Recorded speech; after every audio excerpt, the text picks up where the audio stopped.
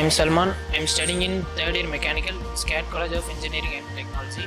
Our college has organized a mandatory skill training for 10 days from 19th July to 31st July. I have learned the additive manufacturing level 3 skill. During the first day, I have drawn the freehand sketch of my project. And for the next 5 days, I have designed 3D image of project using Autodesk Fusion 360. And I followed this. I worked on Ultimaker Cura for 2 days for slicing purpose. Then on the 9th day, I assembled the 3D printing machine, and on the last day, I took the prototype output of my test project.